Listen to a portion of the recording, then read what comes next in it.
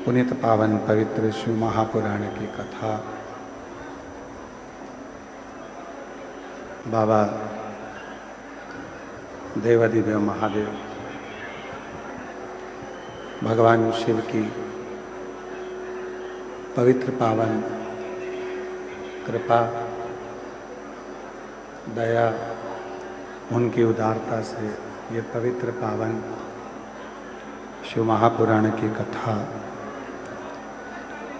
प्रयागराज की पवित्र भूमि, त्रिवेणी का संगम और बाबा श्री सतुआ बाबा सेवा शिविर प्रयाग माघ मेले में आयोजित। जब तो आपकी बुद्धि में ये बात आती है कि हम जो बात कहेंगे वो शिव जी सुनेंगे कि ना सुनेंगे, हम जो मंत्र बोलेंगे, जो मंत्र हम बोलेंगे वो मंत्र शिव जी तक पहुंचेगा कि नहीं पहुंचेगा, हम जो मंत्र का स्मरण करेंगे वो देवाधिदेव महादेव तक पहुंचेगा कि नहीं पहुंचेगा। आपके भीतर यदि ये विचार चलता है तो मतलब आप ये विचार कर रहे हैं कि शंकर जी हमसे बहुत दूर है। पर शिव महापुराण की कथा कहती है, भगवान देवाधिदेव महादेव का चरित्र कहता है, जिस समय पर आप भगवान देवाधिदेव महादेव का स्मरण करते हो, उनको याद करते हो, उनका स्मरण करते हो, उस समय पर आपको लगता है कि शिव बहुत दूर हैं, तो उन तक हमारी आवाज़ पहुंचेगी कि नहीं पहुंचेगी।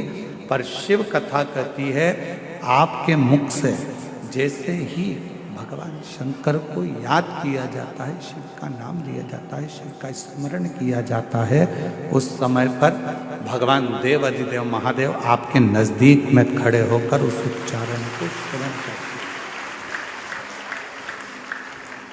भगवान शंकर उस उच्चारण को श्रवण कर रहे होते हैं, भगवान शिव उस उच्चारण को श्रवण करते हैं।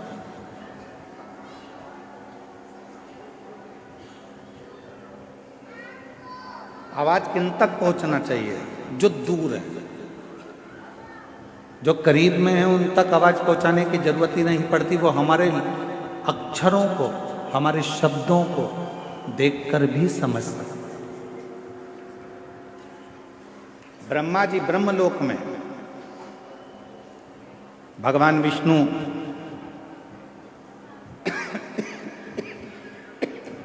बैकुंठ लोक में,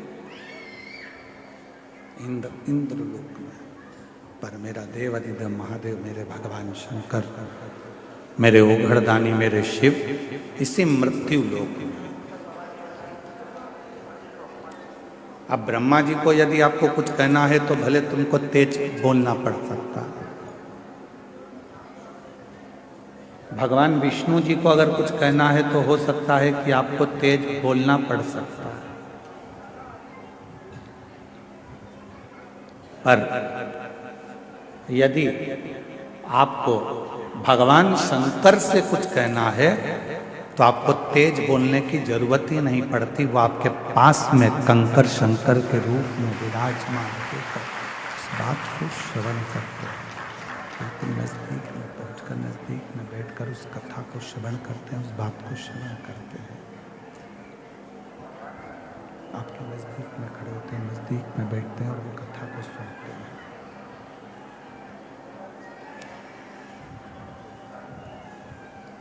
शिव नज़दीक में है, भगवान शंकर नज़दीक में है, शिव नज़दीक में है, भगवान शंकर नज़दीक में है। शिव की कथा कर रही है, भगवान शंकर का चरित्र कह रहा है, शिव महापुराण की कथा कर रही है।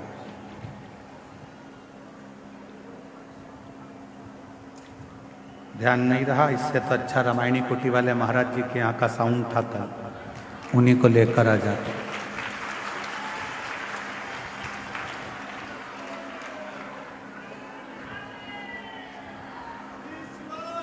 शिव को, भगवान शंकर को, देवाधिदेव महादेव को बहुत दूर ढूंढने की जरूरत नहीं। ये कल भी कथा में कहा था, आज भी कथा में कर रहे हैं, अभी भी कथा में कर, बहुत जाने की जरूरत नहीं पड़ती। शंकर को ढूंढने के लिए बहुत दूर, शिव को ढूंढने के लिए बहुत दूर जाने के लिए जरूरत नहीं पड़ा। शिव हमारी श्वासों में, शिव हमारी रोमावली में, शिव हमारी धड़कनों में, शिव हमारे रोमों में समाहित है। जब हमको कुछ भगवान देवाधिदेव महादेव से कहना है तो आप ये अपने मन से निकाल दीजिए कि हमको बहुत दूर हमारे शंकर भगवान हैं, तो हमको बहुत दूर बैठे हुए शिव से कुछ कहना पड़ेगा। कुछ कहना नहीं, शिव से कहना एकदम सरल है। भगवान शंकर से कहना एकदम सरल है। शिव तुम्हारे नजदीक में, शंकर भगवान तुम्हारे करीब में, बिल्कुल नजदीक। और जब हम भगवान शिव से अपने मन की कोई बात कहते हैं तो दुनिया के लोगों को लगता है कि शिव सुनेंगे ना सुनेंगे। शिव पुराण कहती है कि जैसे ही तुम बोलो नहीं तो भी तुम्हारे हृदय में अगर कोई भाव आता है जल चढ़ाते समय, तो शंकर भगवान तुम्हारे मन के भावों को भी पढ़ लेते हैं, सुन लेते हैं, स्वीकार कर लेते। भगवान देवाधिदेव मन के भावों को, विचारों को, शिव अपने मन के भावों को, अपने विचारों को भी पढ़ लेते हैं, सुन लेते हैं। मन की शुद्ध भावों को भी पढ़ लेते हैं, विचारों को भी पढ़ लेते हैं।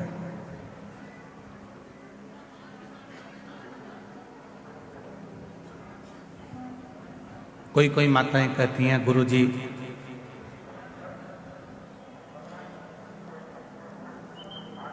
भगवान तो हमारी सुनता ही नहीं है। हम तो भगवान को रोज जल भी चढ़ाते हैं, आराधना भी करते हैं, साधना भी करते हैं, पूजन भी करते हैं, तो भी शिव हमारी बात नहीं सुनता। हमारा निवेदन है, शिव ने कितनी सुंदर संसार की रचना करी है, ये विचार करिए।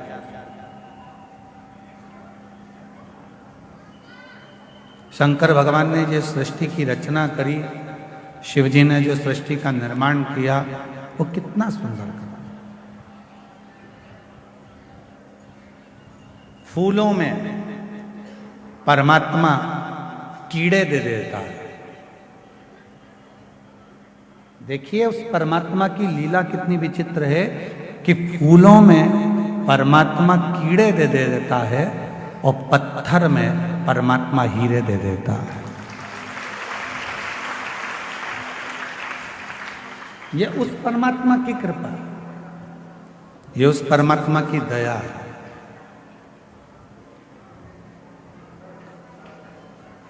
जिसने ज्यादा संघर्ष किया है, बहुत मेहनत करी है, बहुत परिश्रम किया है, परिश्रम में लीन है, संघर्ष में लीन है, पत्थर जैसा मजबूत हो गया है, तो एक ना एक दिन मेरा भोलेनाथ उसकी जिंदगी में ऐसी तरक्की कराता है कि हीरा जैसा उसको बना देता है।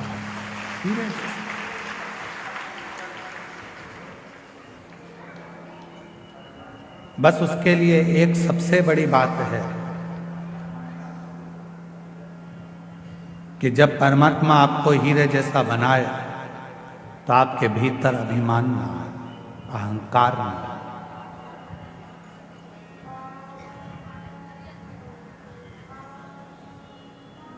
आपके भोजन करने से, अगर आपके भोजन से किसी के मुख में पानी आ रहा है तो आपका भोजन करना बेकार है।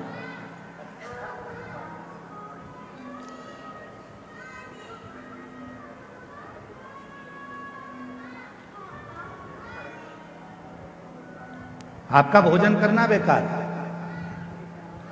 आपके भोजन करने से यदि किसी के मुख में पानी आ रहा है तो आपका भोजन करना बेकार है। और यदि आपके बोलने से किसी की आंख में पानी आ रहा है तो आपका बोलना भी बेकार है।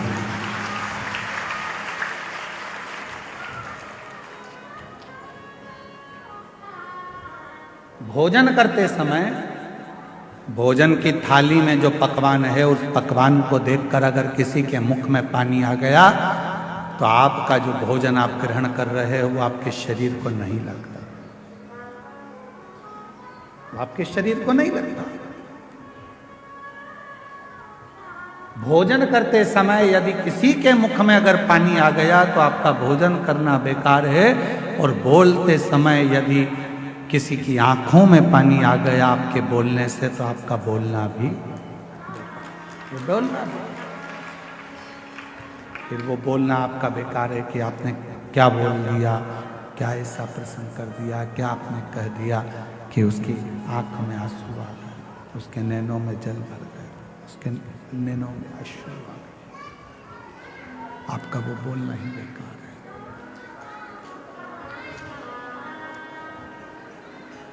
शिव महापुराण की कथा में भगवान शंकर के पवित्र चरित्र में शिव जी की पवित्र कथा में प्रसंग आता है। भगवान शंकर की कथा में बड़ा सुंदर एक प्रसंग आता है। पार्वती जी भोजन का जब निर्माण करती हैं, पार्वती जी जब भोजन बनाती हैं, भोजन का निर्माण करती हैं, तो सबसे पहला भोजन पार्वती जी बनाकर अपने जितने गण हैं उन सभी गणों को भोजन करा, सभी गणों को भोजन करा।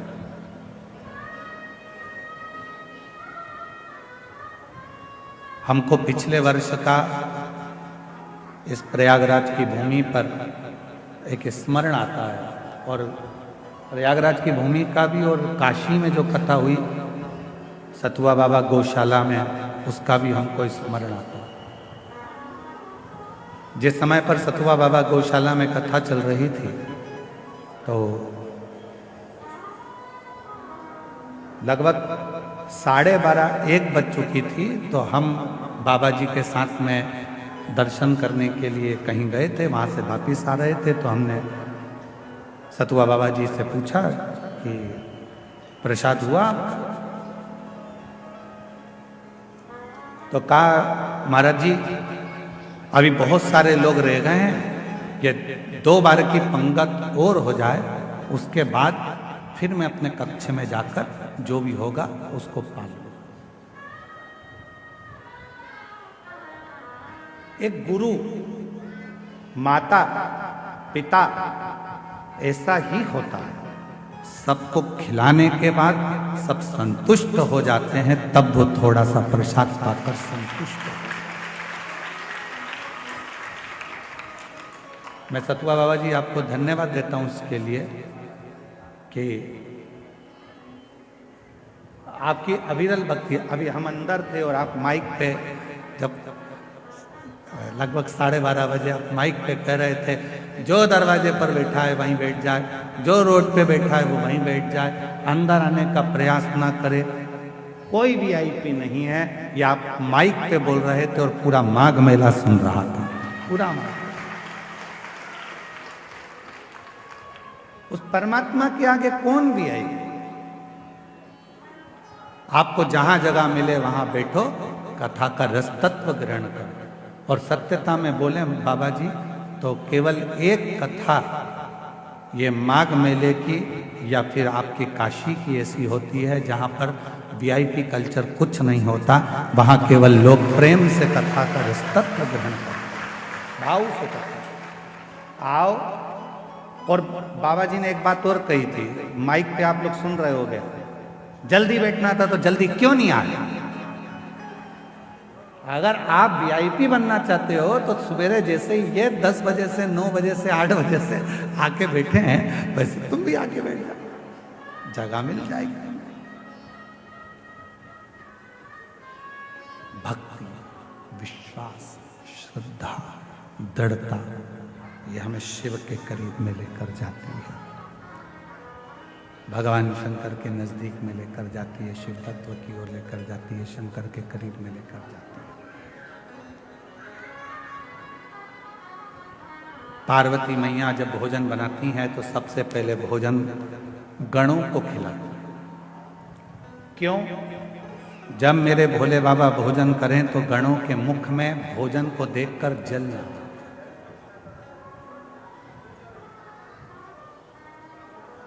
पानी ना,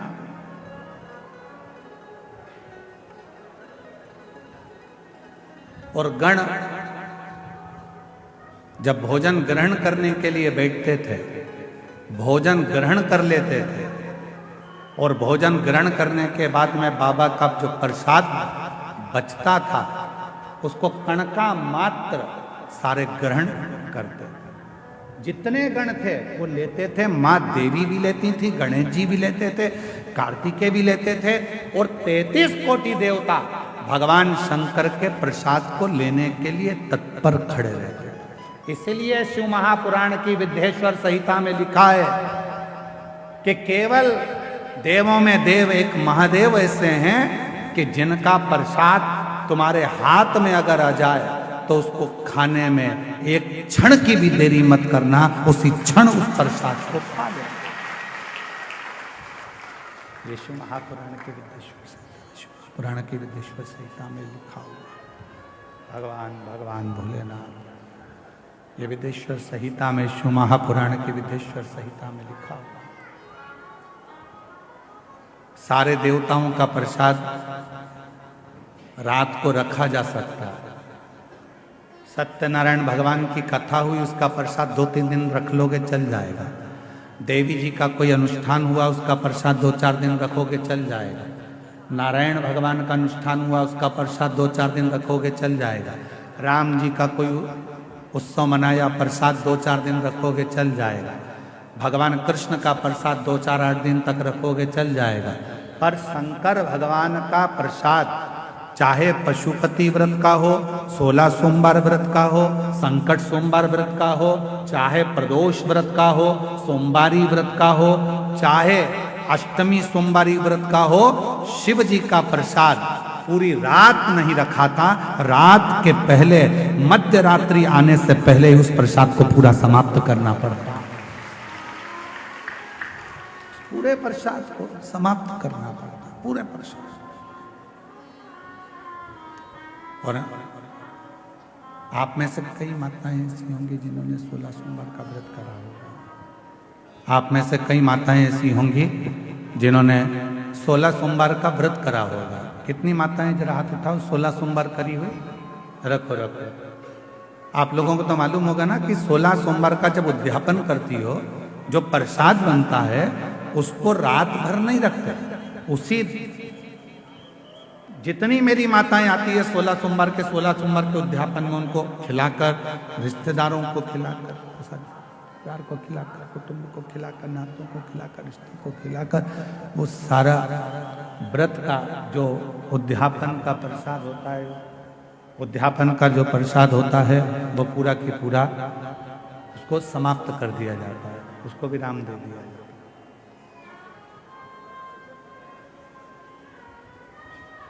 पूरा 16 सोमवार का प्रसाद जो भी उद्यापन करता है उसको समाप्त।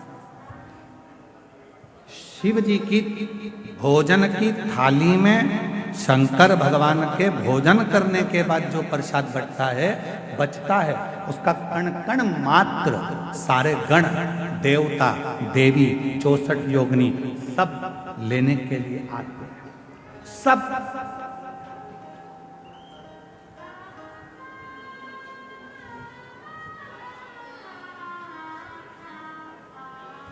एक होता है विषाद और दूसरा होता है प्रसाद। जो जोड़ने से मिला वो विषाद, जो छोड़ने पर मिला वो प्रसाद। ध्यान देना थोड़ा सा। जो जोड़ने से मिला वो विषाद। धन जोड़ा विषाद होगा, कपड़े जोड़े विषाद होगा, वैभव जोड़ा विषाद होगा, सत्ता जोड़ी विषाद होगा। जो जोड़ने पर मिल रहा है वो विषाद है, और जो छोड़ने पर मिल रहा है वो सब प्रसाद की गणना में आता है। वो प्रसाद, विषाद बटोरा जाता है, प्रसाद बांटा जाता है। शिव और शक्ति। अभी सतुआ बाबा जी ने बड़ी सुंदर एक बात कही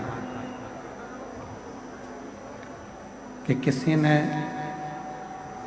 उनसे प्रश्न किया, साउंड अच्छा नहीं है तुम्हारा बिल्कुल।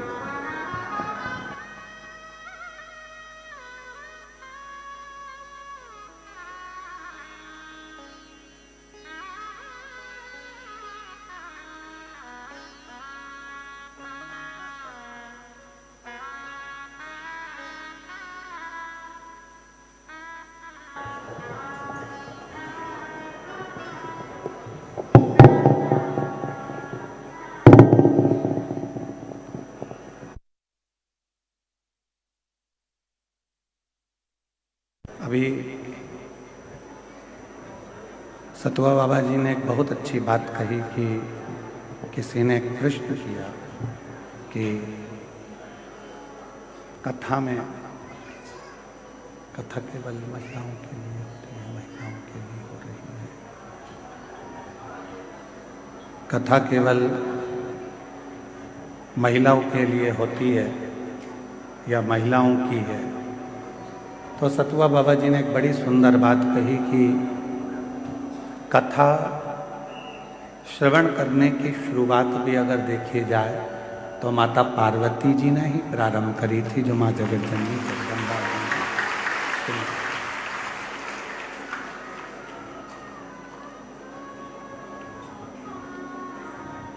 अर्थात बाबा जी ने समझाया, बाबा जी ये बताए थे कि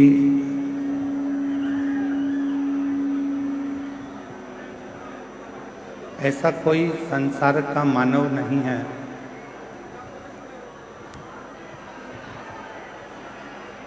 ऐसा कोई संसार का मानव नहीं है जिस मानव में थोड़ा न थोड़ा शिव और शक्ति का अंश न हो। संसार के प्रत्येक जीव में, संसार के प्रत्येक व्यक्ति में, चाहे वो जलचर हो, थलचर हो, वायुचर हो या कोई भी जीव, उसके अंदर शिव और शक्ति का एक अंश जरूर रहता है।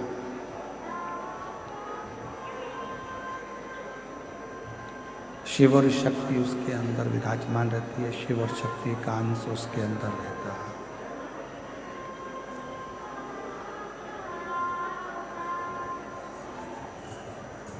और जब तक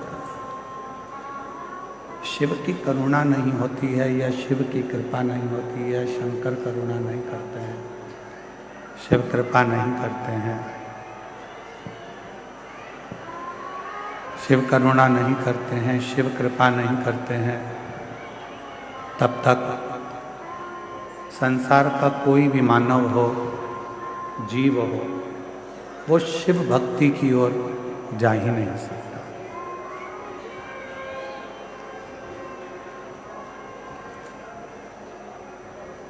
शिव भक्ति के लिए प्रेशर खोलो जिससे अंदर का साउंड का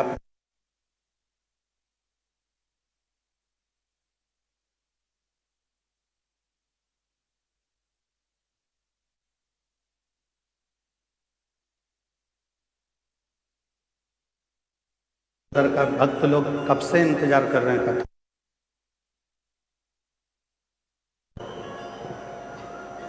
शिव और शक्ति, ये दोनों प्रत्येक संसार के मानव के अंदर, जीव के अंदर, चाहे वो जलचर हो, थलचर हो, वायुचर हो, जीव जितने भी हैं उन सभी जीवों में शिव और शक्ति का निवास है। भगवान शंकर एक अंश रूप में, माध्य शक्ति एक अंश रूप में जीव के अंदर रहते हैं, जीव के अंदर रहते हैं।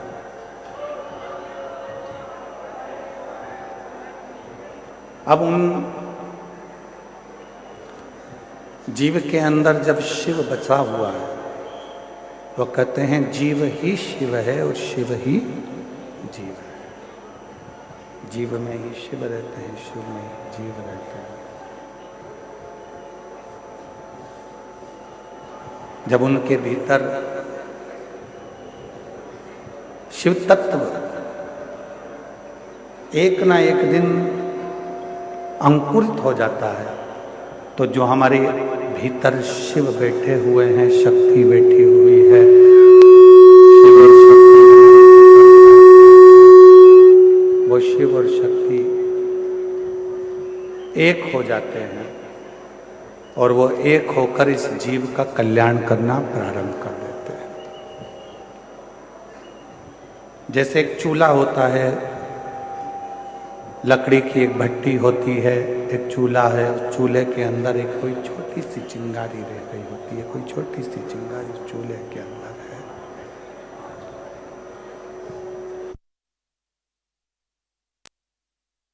जो छोटी सी चिंगारी चूल्हे के अंदर है, उसमें फूकनी से थोड़ी सी फूक दी जाती है और फूक देते से ही वो चिंगारी अग्नि का रूप धारण कर लेती है। वो चूल्हा वापस जलने लगता है, वो अग्नि वापस जलने लगती है। केवल उसमें फूक पड़ी और वो फूक पड़ते से ही वो चूल्हे की जो अग्नि है वो प्रकट हो गई। चूल्हे की अग्नि जो है वो प्रकट हो जाती है केवल फूक पड़ने से। उसी तरह शिव महापुराण की कथा का जो प्रागण होता है, शंकर जी की कथा का जो प्रागण होता है, शिव महापुराण की कथा का जो प्रागण होता है। आशीष, अंदर भी आवाज नहीं आ रही है तो बाहर क्या आवाज?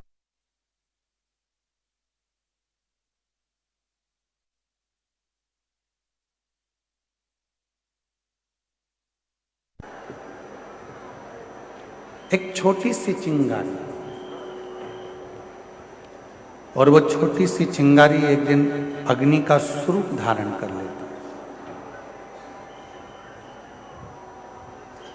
शिव महापुराण की कथा कहती है, भगवान शंकर का चरित्र कहता है, शिव तत्व कहता है। हम कथा में भगवान देवाधिदेव महादेव की पवित्र कथा के पंडाल में कथा श्रवण करने के लिए जाते हैं।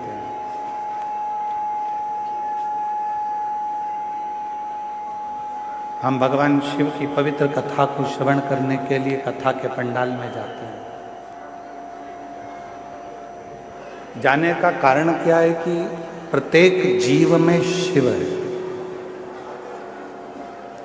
अब जब प्रत्येक जीव में जब वो शिव है और जो शिव प्रत्येक जीव में विराजमान है, तो वो जीव और शिव एक हो, तो उनके एक होने का कोई स्थल यदि बताया गया, उनके एक होने का यदि स्थान बताया गया, तो वो शिव महापुराण की कथा का पंडाल बताया, जहां पर जीव और शिव दोनों एक हो जाते हैं,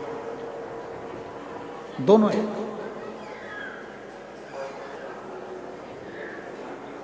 कई लोग कहते हैं, गुरुजी हम जब भगवान शंकर का मंत्र जाप करते हैं, शिव नाम लेते हैं, शिव जी का स्मरण करते हैं, शिव नाम का स्मरण करते हैं, भगवान शंकर की विरल भक्ति को धारण करते हैं या शिव नाम को हम ग्रहण करते हैं, तो हम जब भगवान शंकर के मंत्र को या शिव के नाम को जब हम जपते हैं, शिव नाम को जब हम लेते हैं, तो क्या वो देवाधिदेव महादेव तक हमारा लिया गया नाम पहुंच जाता है?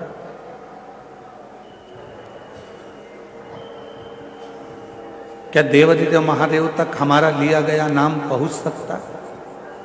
तो पहले तो अपने भीतर से एक भ्रम निकालो। अपने अंदर का एक भ्रम निकालो कि महादेव तक हम जो नाम ले रहे हैं वो पहुंचेगा कि नहीं पहुंचेगा। पहले अपने भीतर का ये भ्रम समाप्त कर। हार गया संसार सागर से, सब जगह से मैं हार गया।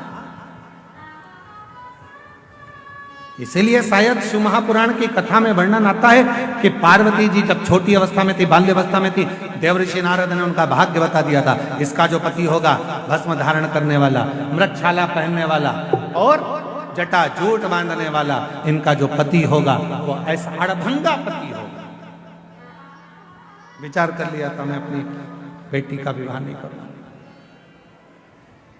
अपनी बेटी का विवाह नहीं करूंगा। विचार कर लिया मैं अपनी बेटी को नहीं पढ़ाऊंगी, मैं अपनी बेटी का विवाह नहीं करूंगी, मैं अपनी बेटी की शादी नहीं करूंगी। ये विचार कर लिया।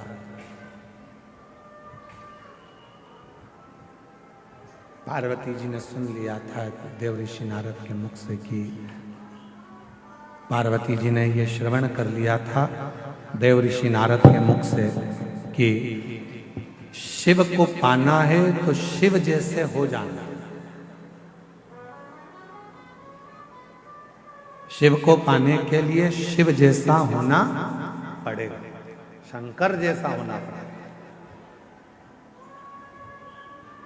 कैसे होना है शंकर जैसे? तो कहा सिर पे गंगा है, तो क्या शंकर जी को पाने के लिए हम भी एक मोटर लगा लें सिर पे? नहीं, गंगा मतलब शीतल, मतलब अपने भेजे को ठंडा रखिए। बहुत कठिन काम है, बहुत कठिन।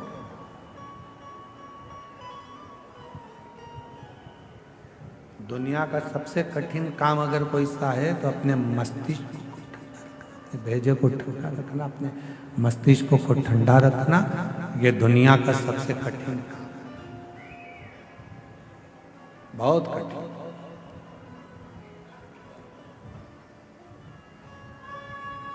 और जैसे तुम हो वैसे हम हैं। जरा भी माइक गड़बड़ होता है ना तो हमारा भी भेजा ठनक जाता है।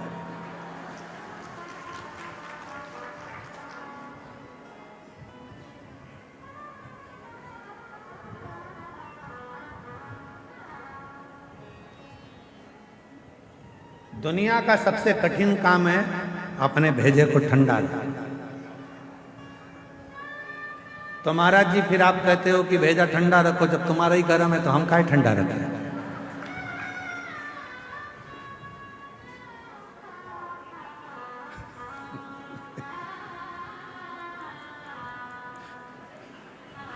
बाबा जी कह रहे परसा तैयार हो।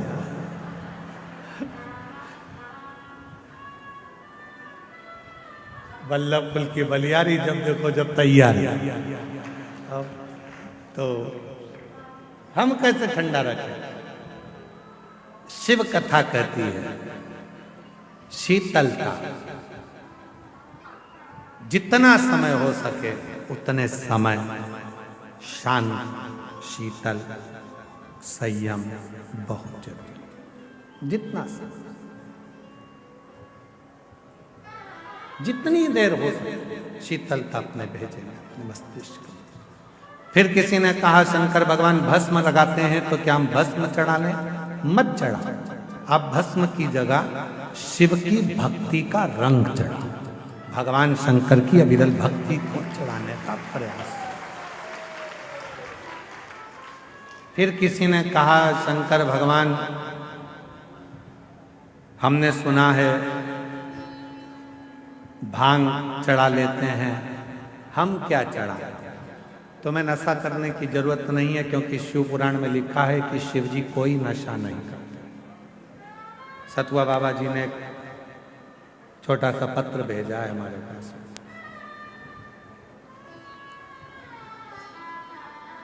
और नीचे लिखा आपका सतुआ बाबा।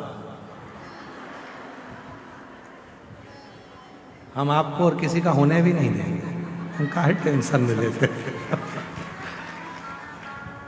गुरु जी, आज के समय में नए नए बच्चे, नए नए बेटा बेटी नशे में बहुत ज्यादा लिप्त होते चले जा रहे हैं।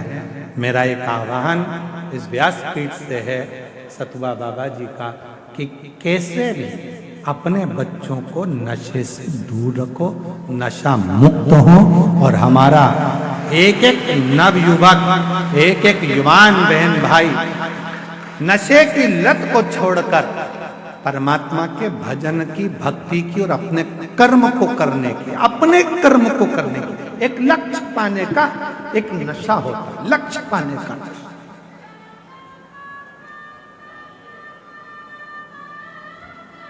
सीए बनना है, भेजे में रख लो उसको कि मुझे सीए बनना है, मतलब मेरे अंदर एक नशा चढ़ गया सीए बनने का, बनकर रहूंगा।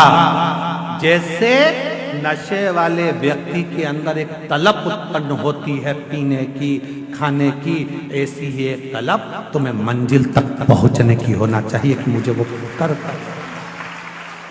मुझे वो मंजिल तक पहुंचना।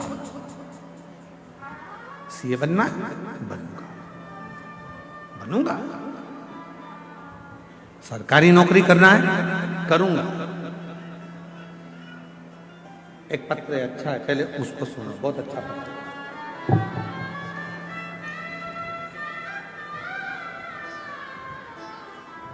कानपुर से सोनिया साहनी, कहीं बैठी हो, कानपुर से है सोनिया साहनी, अगर कहीं बैठी हो तो हाथ आप ही है, आ जाइए, आ जाओ, एक बेलपत्र ले जाना।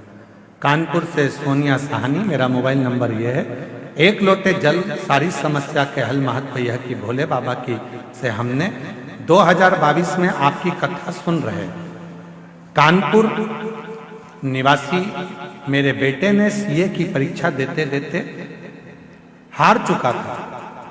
बेटे ने इतनी बार सीए की परीक्षा दी, आखिरी में वह हार चुका था। बच्चे को बाबा पर विश्वास हो गया और मैंने भी पशुपति नाथ का 5 बार व्रत रखा। अपने बेटे से कहा कि तू भी व्रत कर, मैं भी कर। और सियोर वाला बाबा कहता है कि अपनी पढ़ाई को 4 गुना बढ़ा। इतनी मेहनत कर रात दिन कि अब की बार तुझे सीए बनना ही है। और बाबा की ऐसी कृपा हो गई गुरुदेव कि मेरे बेटे ने सीए के लिए जो एग्जाम दिया आपके कहने पर, आज मेरा बेटा सीए बन गया। मैं बाबा को धन्यवाद देता हूँ। बाबा, एक बात और कहना चाहती हूँ, मेरे बड़े बेटे ने जितनी मेहनत करी और आखिरी में सीए बन गया, तो मेरा छोटा बेटा उसको देखकर बोला, भैया जब तू पढ़ाई कर कर, शिव जी पे 1 लोटा जल चढ़ाकर, पशुपति व्रत कर कर तू सीए बन सकता है, तो मैं भी कुछ ना कुछ कर सकता हूँ। और मेरे बेटे ने एमबीए की परीक्षा देना प्रारंभ करी और बाबा की कृपा से आज वो भी क्लियर होकर अच्छी उस पे लग गए। मैं बाबा को यहाँ धन्यवाद देने के लिए आई हूँ कि शिव जी की कृपा से ये सब कुछ मिला है। सतुआ बाबा जी को धन्यवाद देती हूँ, उनके माध्यम से आपकी कम से कम उत्तर प्रदेश में कथा तो हो जाती है। हम लोग तरसते हैं कथा। तो ये शिव तत्व। एक पत्र और है, बड़ा सुंदर है।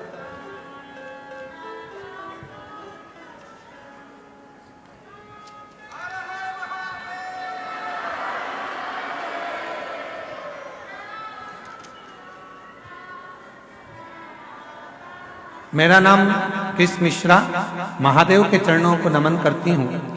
देव 2021 से शिव पुराण की कथा टीवी पर, मोबाइल पर सुनती हूँ। कहीं बैठी हो तो हाथ हिला सकती हैं। कृष्ण मिश्रा, महादेव की कथा, इसमें नाम है कृष्ण मिश्रा, तिलहर जिला शाहजहाँपुर उत्तर प्रदेश से हैं। कहीं बैठी हो तो हाथ हिला सकती हैं और आ सकती हैं। गुरुदेव, मोबाइल पर कथा सुनती थी। मेरा बेटा बहुत मेहनत कर रहा था पर सरकारी नौकरी नहीं लग पा रही थी। आखिरी में मैंने बेटे से पशुपति नाथ के व्रत का किया, खूब मेहनत करी, रात दिन एक करा और बाबा की कृपा से आज मेरे बेटे ने नौकरी के लिए जो अप्लाई करा था 2025 में मेरे बेटे की नौकरी यूपी पुलिस में लग गई है। मैं बाबा को यहाँ प्रणाम करने के लिए आई हूँ। अगला पत्र है अर्चना, फतेहपुर उत्तर प्रदेश से, एक छोटे से शहर राधानगर की निवासी हूँ। कहीं बैठी हो तो हाथ हिला सकती हैं और बेलपत्र लेने के लिए आ सकती हैं। गुरुजी 2021 से आपकी कथा सुन रही हूँ। सबसे पहली कथा मैंने बनारस में उत्तर प्रदेश में सुनी थी, गढ़वधारा में, और दोनों बेटियां तथा पति के साथ गई थी। मेरी बड़ी बेटी का नाम गोल्डी है। पंडित जी, मेरे दोनों बेटियां कंपटीशन एग्जाम की तैयारी कर रही थी पर वो निकलती नहीं थी। तब मेरी बड़ी बेटी ने एसएससी जीडी का एग्जाम दिया और बाबा की कृपा से एक बार कथा सुनी और बाबा से विनय कर कर मेहनत कर कर आज मेरी बेटी उसमें निकल गई। और दूसरी बेटी ने भी फिर वापिस एसएससी जीडी का एग्जाम दिया और बाबा की कृपा से वो भी क्लियर कर लिया। आज मैं बाबा को यहाँ धन्यवाद देने के लिए आई हूँ, बाबा को प्रणाम करने के लिए। ये शिव तत्व, ये भगवान शंकर की अविरल भक्ति, विश्वास जब दृढ़ होता है। ये बैठे तो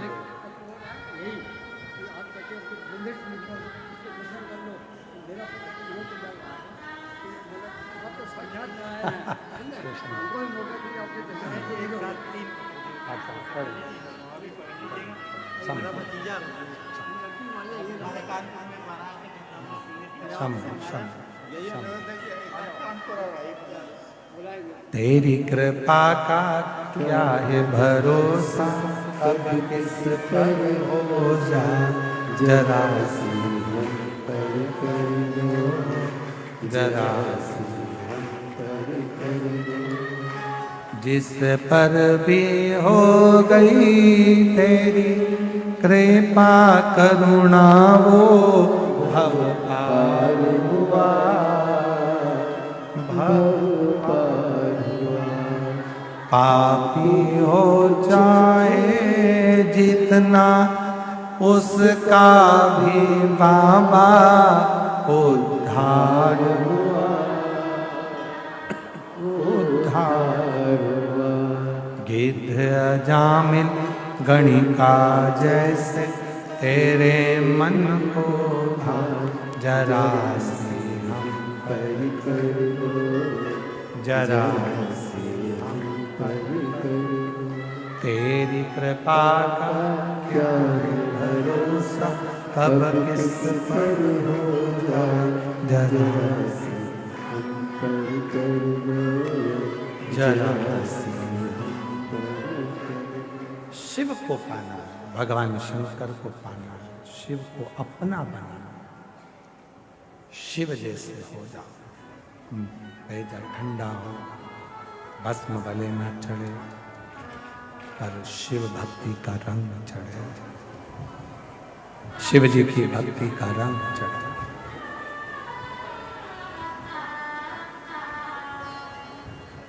पार्वती मैया का जब जन्म हुआ, प्रकट हुई,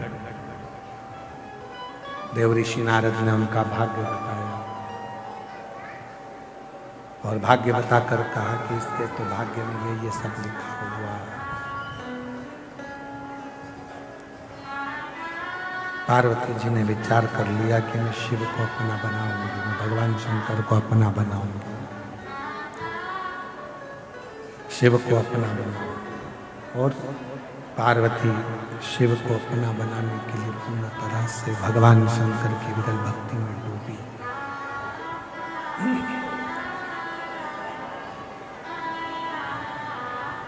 पार्वती जी शिव भक्ति में डूबी। शंकर को अपना बनाने के लिए पार्वती जी शिव जैसी तप करा, साधना करी, भक्ति करी। एक समय ऐसा आ गया कि पार्वती जी की उम्र 4 वर्ष की थी। थोड़ा ध्यान से सुनना, 4 वर्ष की पार्वती जी की उम्र थी। जो कंकर मिलता था पार्वती जी उस कंकर को उठाकर शंकर बना लेती थी और उसकी पूजन करती थी।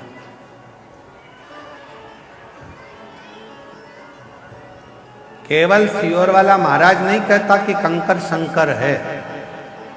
शिव महापुराण भी कहती है कि पार्वती जी 4 वर्ष की अवस्था में कंकर को उठाकर शंकर मानकर पूजन करती थी और शंकर उस पूजन को स्वीकार करते थे।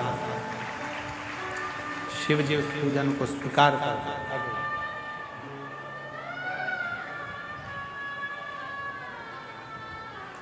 गला पकड़ रहा है, साउंड बहुत ज़्यादा, गले से बोलते नहीं बन रहा है।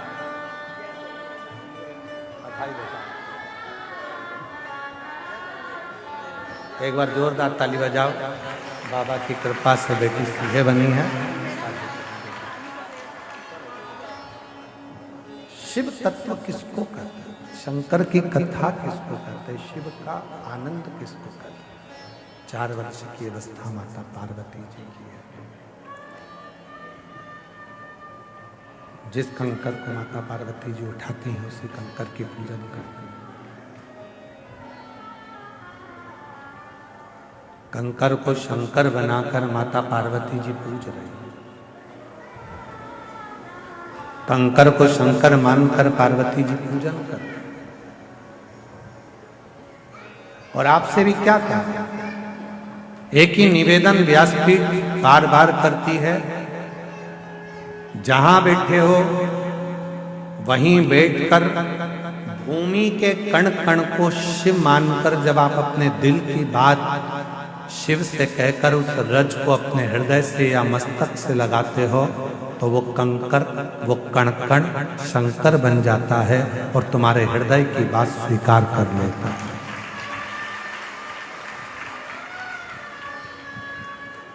पार्वती जी कंकर को शंकर बना रही हैं।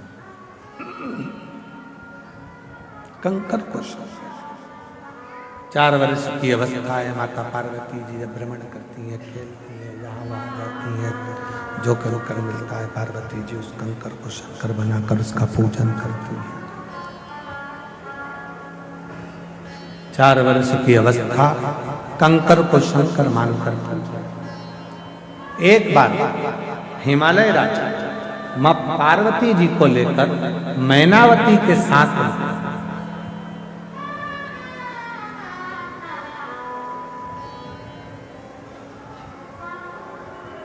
एक सभा में पहुंचे थे, जिस सभा में भगवान नारायण भी बैठे थे, ब्रह्मा भी बैठे थे, इंद्र भी बैठे थे, गरुण भी बैठे थे, वरुण भी बैठे थे।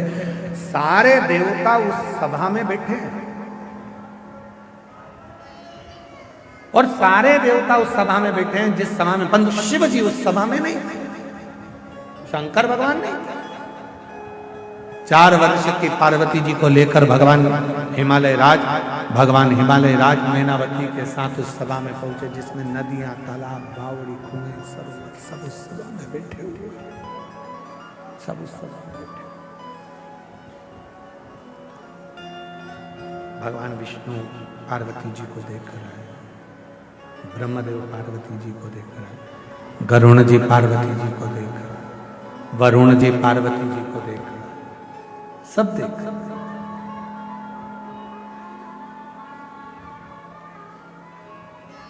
सबका ध्यान मां पार्वती जी की ओर है।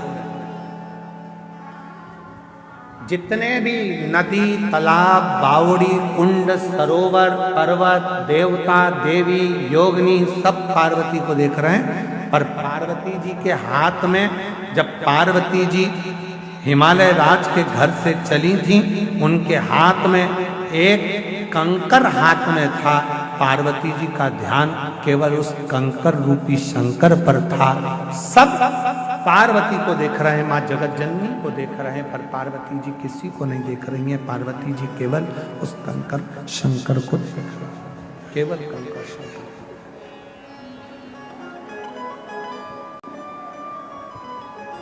शिव महापुराण की कथा कहती है, भगवान शंकर का चरित्र कथा है, शिव तत्व कथा है, शंकर की पवित्र कथा कहती है कि दुनिया के लोग भले आपको देखें, दुनिया के लोग भले मंदिर में आप जाते हो, जल चढ़ाते हो, मंदिर में जाकर पूजन करते हो, कई बेटा बेटी कहते हैं, लोग हमको देखते हैं, दुकान वाले हमको देखते हैं, व्यापारी हमको देखते हैं, मंदिर वाले देखते हैं, पुजारी लोग देखते हैं, ये लोग देखते हैं, वो लोग देखते हैं, कोई जल चढ़ाने आया वो देख रहा है, कोई पूजन करने आया वो देख रहा है।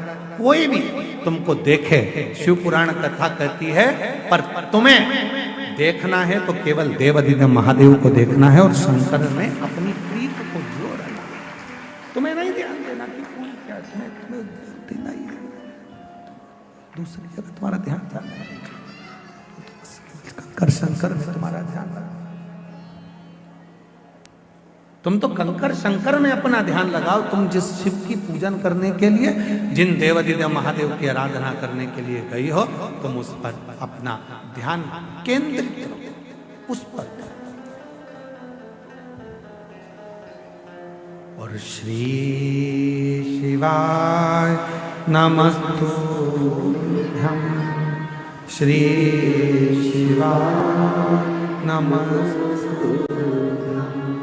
श्री शिवाय नमस्तुभ्यं, श्री शिवाय नमस्तुभ्यं, श्री शिवाय नमस्तुभ्यं,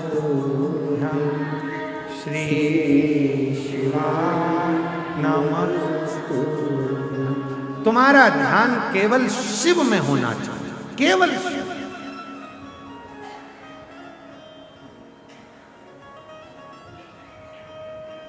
बाबा जी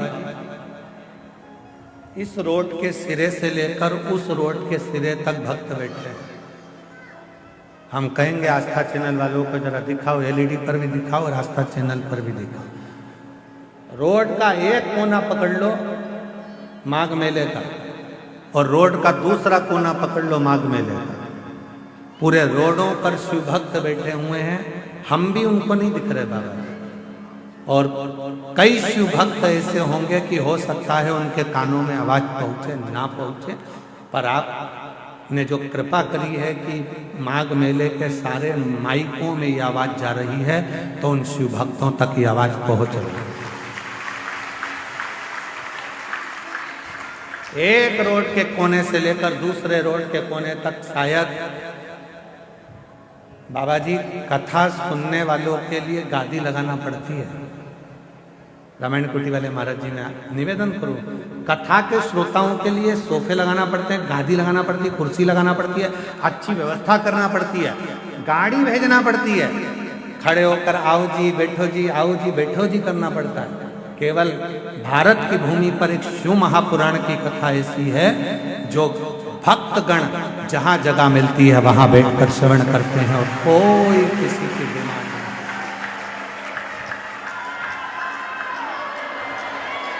ये रोड का नजारा देखिए आप, एलईडी पर चल रहा है आस्था चैनल पर, और एलईडी पर रोड का नजारा चल रहा है। जरा देखिए कि कोई शिव भक्त की ये कामना नहीं रहती है कि हमको कुछ चाहिए।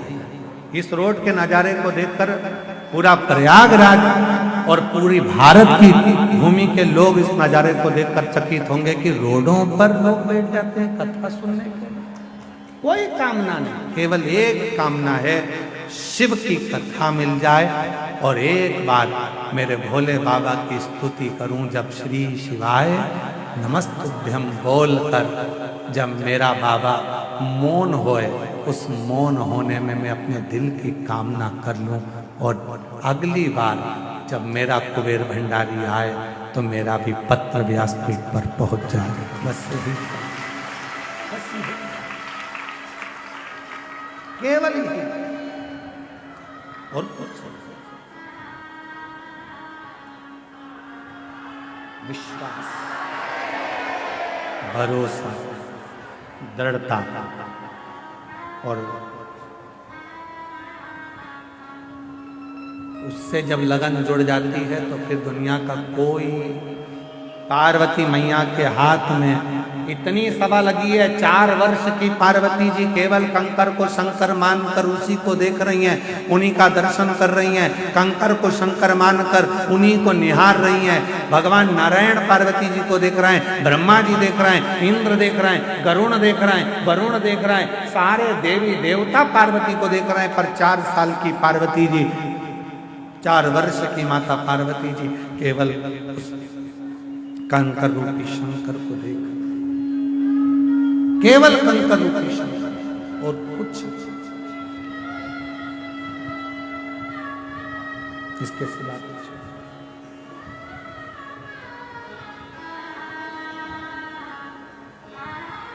और आखिरी में हुआ पार्वती जी का चित्त शिव में समाहित। बाबा रे तेरे भी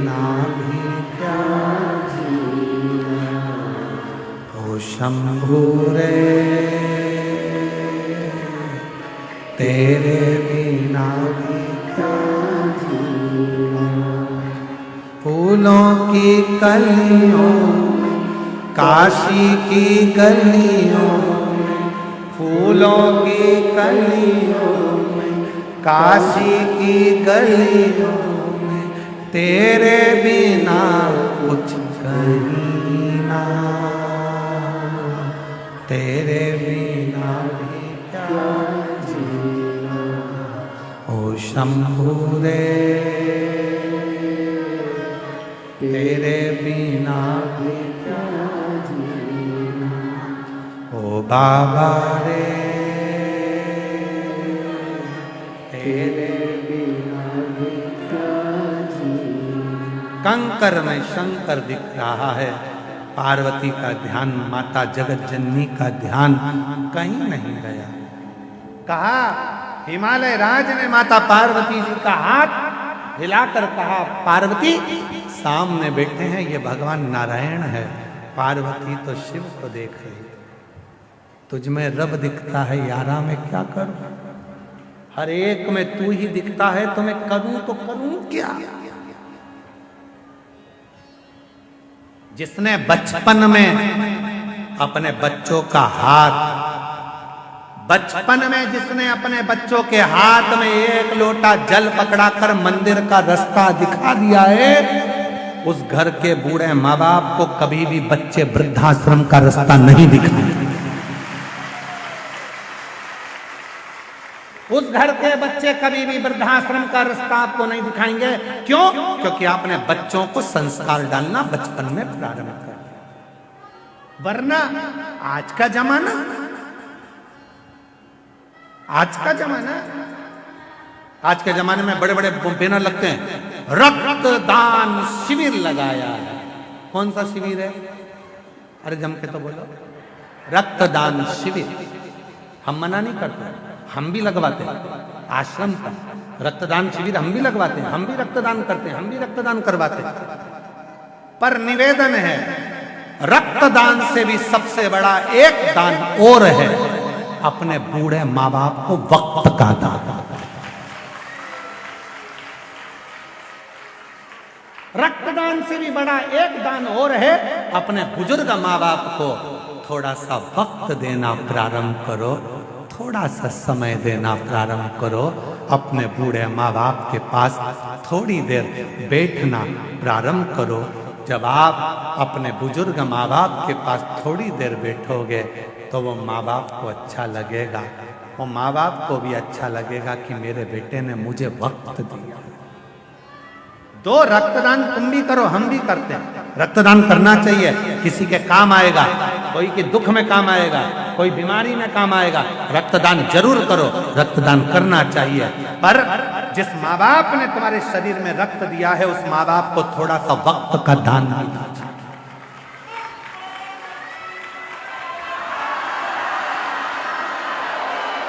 उस माँ बाप को अपने वक्त का दान दीजिए।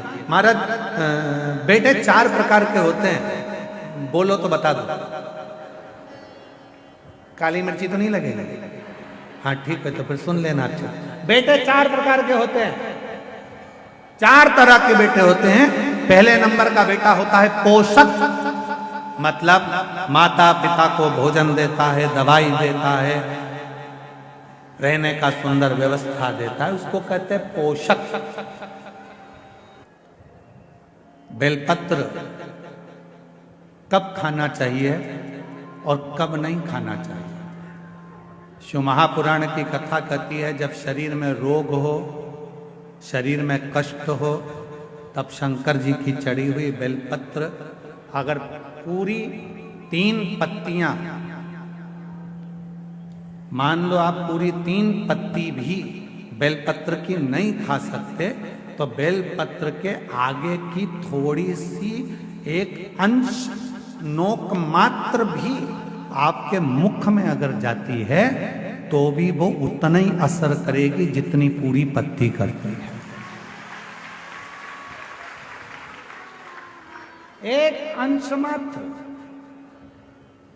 अब कोई तुमसे पूछे क्यों महाराज जी ये कथा कहाँ मिलेगी, तो स्कंद पुराण में, शिव महापुराण में, देवी भागवत में इस कथा का वर्णन है कि भगवान देवादिदेव महादेव काकड़िया की रोटी बनाई, काकड़िया की साग, और परसे माता पार्वती जी पावे भोलानाथ, माना शिव रटोरे छोड़ दो कपट मन शिव रटोरे, शिव रटोरे मन शिव रटोरे, छोड़ दो कपट मन शिव रटोरे। काकड़िया की रोटी बनाई, काकड़िया की साग, काकड़िया की रोटी बनाई, काकड़िया की साग, और परसे माता पार्वती जी, परसे माता पार्वती जी पावा भोलानाथ, मन शिव रटोरे, छोड़ दो कपट मन शिव रटोरे, मन शिव रटोरे, मन शिव रटोरे, छोड़ दो कपट मन शिव। हमारे यहाँ शास्त्रों में ऐसा मिलता है कि पार्वती जी भोजन बनाती हैं, शिव जी को खिलाती हैं। भोजन करने के बाद बाबा भोलेनाथ जब भोजन कर लेते हैं, जो पात्र में भोजन बचता है उस पात्र के एक अंश को पार्वती जी निकाल लेती हैं, एक अंश को गणेश जी निकाल लेते हैं, एक अंश को कार्तिकेय निकाल लेते हैं, और बाकी का जितना अंश है उसका कुछ भाग गण ले जाते हैं और उसका कुछ भाग देवता अपने साथ लेकर जाते हैं। तो कहा 33 कोटि देवताओं को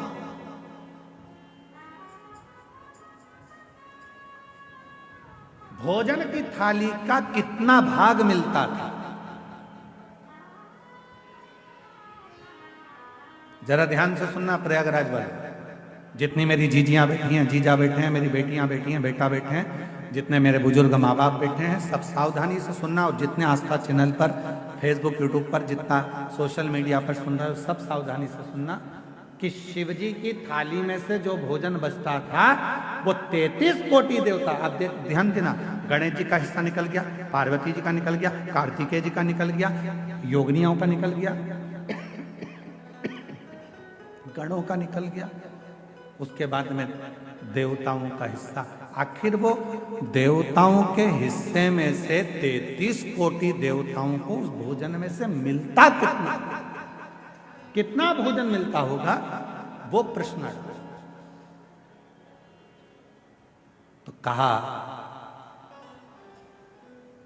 प्रसाद का मतलब क्या है, जो शंकर जी की थाली में से भोजन जाता था भगवान नारायण के लिए लक्ष्मी जी लेकर जा रही हैं, और वैकुंठ जाते जाते जितने देवता उस प्रसाद का दर्शन करते थे वो प्रसाद उतना उतना उन देवताओं की दृष्टि में समाहित होकर उनके हृदय में उतरता जाता था।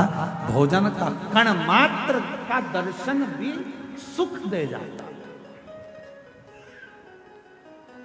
कण मात्र का दर्शन भी सुख दे रहा।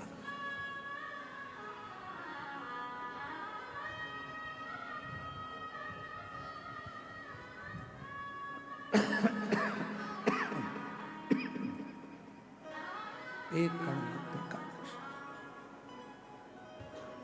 हमने देखा है, जिनके नाम लिए जाते हैं, पत्र पढ़ा जाता है, जब वो बेलपत्री लेने के लिए आते हैं और बेलपत्री लेकर जाते हैं तो कई माताएं कहती है उस बेलपत्र का दर्शन करा दो। बेलपत्र लेकर जाने वाला पूछता है कि बेलपत्र का दर्शन कर कर क्या करोगे। हमने शिव पुराण में पढ़ा है, उमा संहिता में वर्णन है, कौमार खंड में भी वर्णन है कि शिव जी के प्रसाद का मात्र दर्शन कर लेने से भीतर के सारे विषाद समाप्त हो जाते हैं।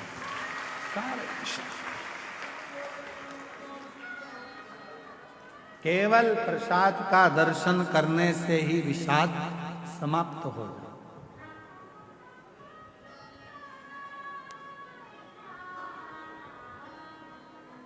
आप लोग रोज रोज अगर बेलपत्री खाओगे, भाई स्वास्थ्य खराब है तब थोड़ा सा अंश ले लो, रोज रोज खाओगे तो मुख में छार छार सा होगा, कई कई बार स्वाद नहीं आता फिर भोजन, कई बार जिह्वा छारी छारी सी हो जाती, रोज क्यों खाना?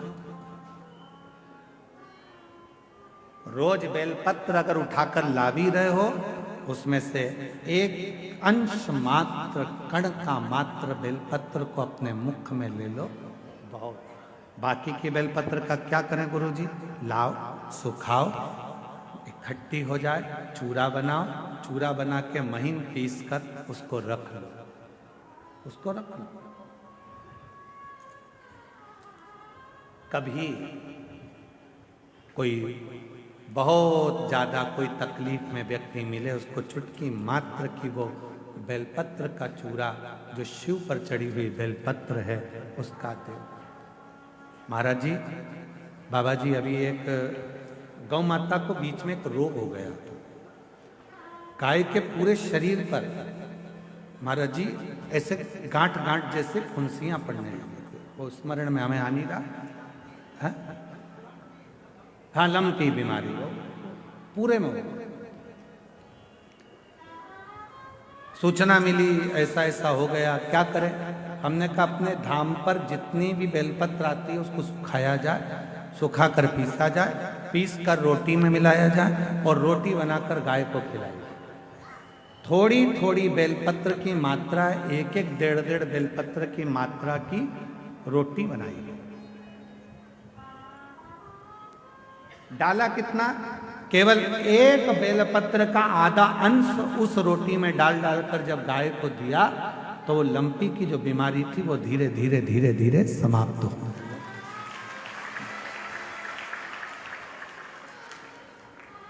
दवाई की तरह बेलपत्र की भी मात्रा होती है कि कितनी मात्रा में खाना है। ऐसा नहीं कि बेलपत्र पूरी मिली है तो हमको पूरी ही खाना है, ले जाओ, थोड़ी थोड़ी घर में सबको दे दो, बाकी के संभाल के रखो। कोई जीव को, कोई व्यक्ति को जरूरत पड़े उस समय पर वो पानी से उसको थोड़ी सी डाली और निगल गए।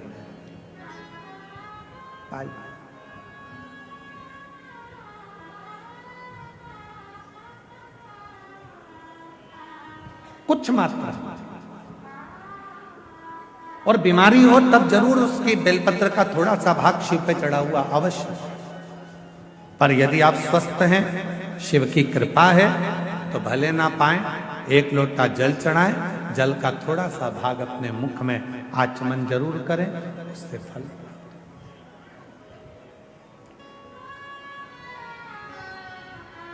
एक माता यहां बैठी है जिसको डॉक्टर ने मना कर दिया था कि तुम मां नहीं बन सकती।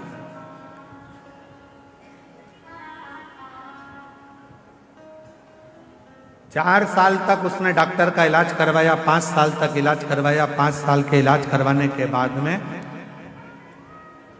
फिर 8 साल तक इलाज करवाया, 10 साल तक इलाज करवाया, और 10 साल के इलाज के बाद में उसने इलाज करवाना बंद कर दिया। सोच लिया अब मेरे घर में औलाद नहीं हो सकती। फिर 3 साल तक मंदिर मंदिर, देवालय, शिवालय, ना जाने कहां कहां जाकर गोद भरवाई। ऐसे मिलाकर 13 साल हो। 13 साल के बाद उसने फिर मंदिर, देवालय, शिवालय, गोद भरवाना भी बंद कर दिया, घर में रहने लगी। ऐसे करते करते 20 साल हो। 20 साल होने के बाद में 21 साल हो गए, 21 साल के बाद 22 साल हो गए, और 22 साल के बाद उसने, किसी ने एक क्लिप भेज दी मोबाइल पर कि सफेद आंकड़े की जड़ तुमरुका जी का नाम लेकर शिव जी के ऊपर 21 बार घुमाकर नंदी के पास खड़े होकर कमर में बांध ली जाए तो बाबा की कृपा से औलाद जरूर होती है। और उस महिला ने 22 साल के बाद वो क्रम करा और बाबा की कृपा से 22 साल के बाद औलाद का जन्म, वो बेटी।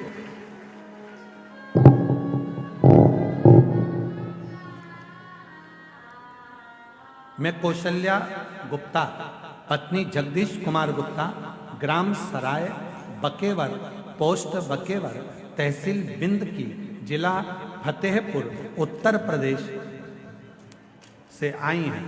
कहीं बैठी हो तो हाथ हिला सकती हैं जिनके घर में 21 साल के बाद औलाद हुई है, 21 साल के बाद संतान का सुख हुआ है।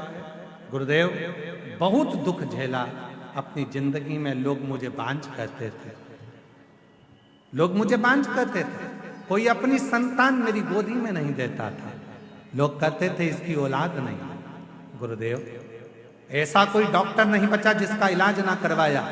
आखिरी में तब आपकी कथा को श्रवण किया और सफेद आंकड़े की जड़ का प्रयोग करा और बाबा की कृपा से शादी के 21 वर्ष के बाद मुझे खुशी प्रदान हुई और 21 साल के बाद मेरे घर में संतान ने जन्म लिया। 21 साल। कहीं बेटी हो तो हाथ हिला सकती हैं, बच्चे का फोटो लगाया है वो आप देख सकते हैं। 21 साल के बाद मेरे घर में बाबा ने औलाद दी। एक पत्र और है वो भी देखिए।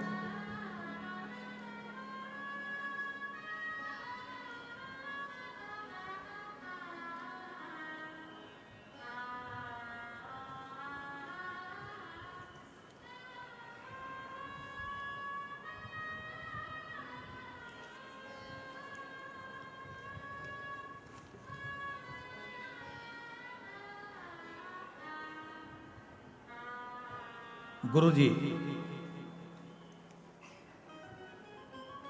मेरा नाम रश्मि मिश्रा, मेरे पति का नाम सौरभ मिश्रा है। कहीं बैठे हो रश्मि मिश्रा, सौरभ मिश्रा। ग्राम सातो सुल्तानपुर, जिला फतेहपुर, उत्तर प्रदेश की रहने वाली हैं। आप ही हैं? लेकर आ जाओ बच्चे को, आ जाइए। गुरुजी, शादी के कई साल निकल गए थे, औलाद का सुख नहीं था। सब जगह इलाज करवा करवा के थक गए। तब आखिरी में किसी बहन जी के कहने पर पशुपतिनाथ का व्रत किया और महादेव को जल चढ़ाना प्रारंभ करा और बाबा की ऐसी कृपा हुई गुरुदेव कि हमारे यहाँ कई सालों के बाद बाबा ने औलाद का सुख दिया और बाबा की कृपा से 29 अगस्त 2023 को पुत्र रत्न की प्राप्ति हुई, शिव की कृपा से, बाबा की कृपा से। एक पत्र और है।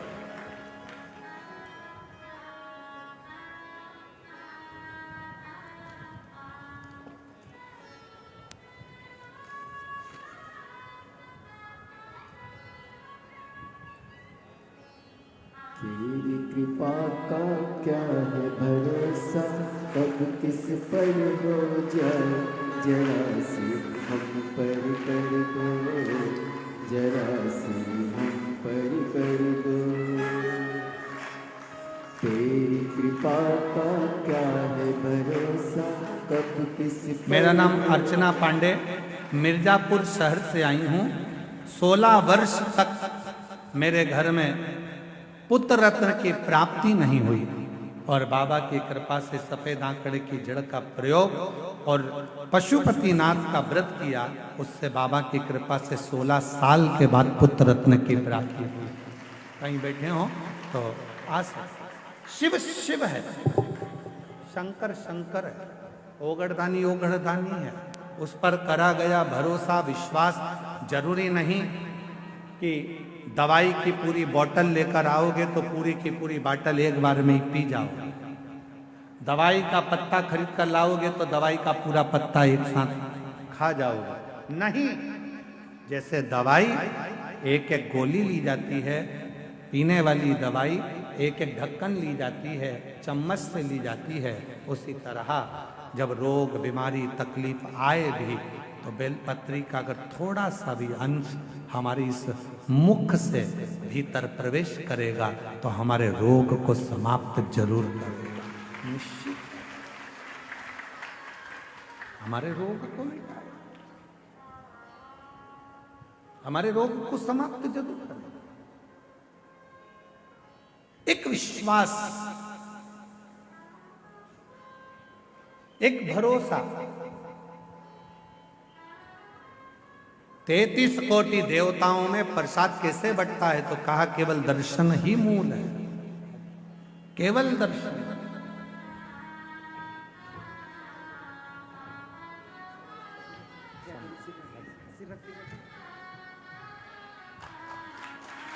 शंभु हर हर महादेव, हर हर महादेव, बोलो हर हर महादेव।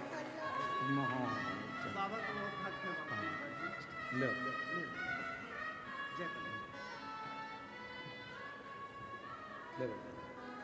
बधाई आपको बहुत बाबा की।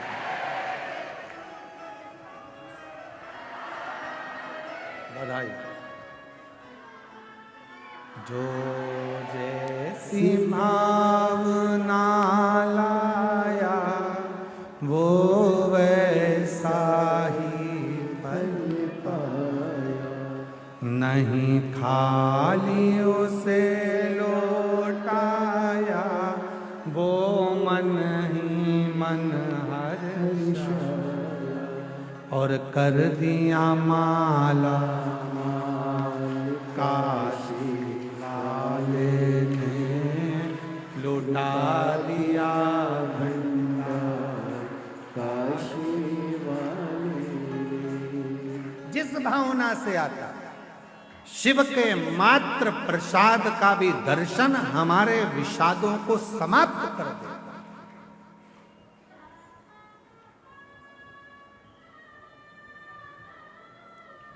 फूल की माला पहनोगे अहंकार पीछे पड़ जाएगा, अभिमान पीछे पड़ेगा। बोलो बोलो, सही है कि गलत है? फूल की माला पहनोगे तो अहंकार अभिमान पीछे पड़ जाएगा। सोने की माला पहनोगे तो चोर पीछे पड़ जाएगा।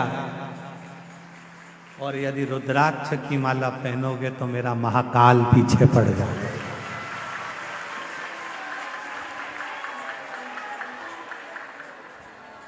अब मर्जी तुम्हारी, फूल की पहनकर अभिमान को पीछे चलाना है, सोने की माला पहनकर चोर को पीछे चलाना है, कि रुद्राक्ष को धारण कर कर मेरे काल अधिपति महाकाल को साथ लेकर चलना। ये आपके ऊपर निर्भर, ये आपके ऊपर निश्चित करते आप किस माला को धारण करना।